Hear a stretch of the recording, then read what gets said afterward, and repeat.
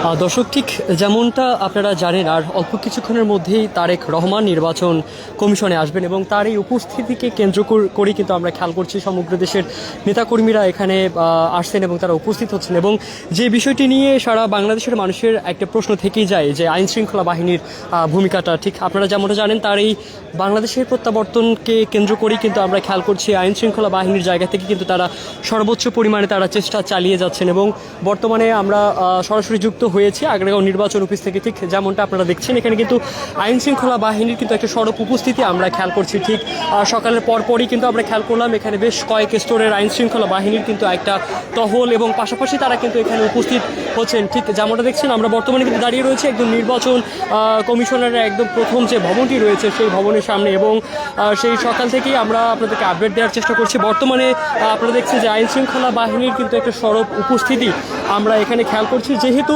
তার এই আগমনকে কেন্দ্র করে সমগ্র দেশের নেতাকর্মীরা এখানে আসছেন এবং তারা সমাগম করছেন। সেই জায়গা থেকে কিন্তু আইন শৃঙ্খলা বাহিনীর জায়গা থেকে তারা সর্বোচ্চ পরিমাণে তারা চেষ্টা চালিয়ে যাচ্ছেন। এখানে পুলিশ থেকে শুরু করে র্যাব, সেনাবাহিনীর কর্মকর্তা এবং বেশ কয়েকটি স্তরের নিরাপত্তা ব্যবস্থা কিন্তু এখানে জোরদার করা হয়েছে। ঠিক যেমনটা আপনারা দেখছেন, আমরা চ্যানেল আই থেকে সরাসরি আপনাদেরকে দেখানোর চেষ্টা করছি। আপনারা জানেন যে তারেক রহমানের এই স্বদেশ প্রত্যাবর্তনকে কেন্দ্র করেই সারা বাংলাদেশের নেতাকর্মীরা কিন্তু ঢাকামুখী হয়েছেন এবং তারা ঢাকায় আসছেন।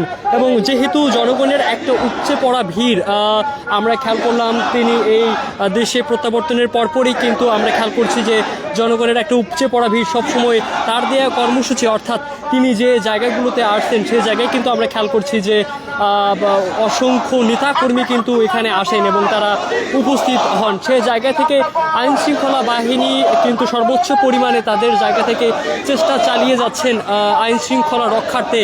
এবং সাধারণ মানুষদের যেহেতু একটা সমাগম এখানে হচ্ছে, সে জায়গা থেকে সাধারণ মানুষদের শনাক্তকরণ থেকে শুরু করে আইন শৃঙ্খলা বাহিনী কিন্তু তাদের জায়গা থেকে সর্বোচ্চ পরিমাণে চেষ্টা চালিয়ে যাচ্ছেন এই পরিবেশটাকে একটু শান্ত এবং শৃঙ্খলার ভিতরে রাখার জন্য। আপনারা ঠিক যেমনটা দেখছেন, আমরা খেয়াল করছি সকাল থেকেই পুলিশ, সেনাবাহিনী, র্যাব থেকে শুরু করে বিভিন্ন স্তরের নিরাপত্তার সাথে যারা সংশ্লিষ্ট এবং সম্পৃক্ত রয়েছেন তারা কিন্তু এই নির্বাচন কমিশনারের যে প্রধান যে কার্যালয় অর্থাৎ আগারগাঁও, সেখানে কিন্তু এখানে এসে উপস্থিত হয়েছেন। এবং আমরা সেই সকাল থেকেই চ্যানেল আইতে সরাসরি আপনাদেরকে দেখানোর চেষ্টা করছি। ঠিক যেমনটা দেখছেন, আজকের আর অল্প কিছুক্ষণের মধ্যেই কিন্তু তারেক রহমান এই নির্বাচন ভবনে আসবেন এবং তিনি তার যে ভোটার হালনাগাদের যে বিষয়টি রয়েছে সেটি কিন্তু তিনি সম্পূর্ণ করবেন। এবং আমরা খেয়াল করছি যেহেতু বিভিন্ন তার দলের বিভিন্ন নেতাকর্মীরা দেশের বিভিন্ন প্রান্ত থেকে আসবেন, সেই জায়গা থেকে কিন্তু নিরাপত্তার ব্যাপারটা সব থেকে বড় প্রশ্নের জায়গা তৈরি করে।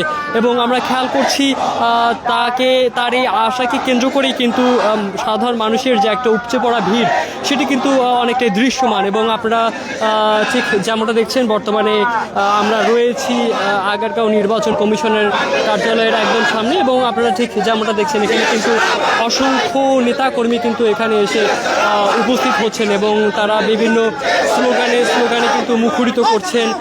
মূলত আমরা একটু আপনাদেরকে দেখানোর চেষ্টা করছি। ঠিক যেমনটা দেখছেন, আর অল্প কিছুক্ষণের মধ্যেই কিন্তু এখানে বিএনপির ভারপ্রাপ্ত চেয়ারম্যান তারেক রহমান কিন্তু এখানে আর অল্প কিছুক্ষণের মধ্যেই এসে এখানে উপস্থিত হবেন।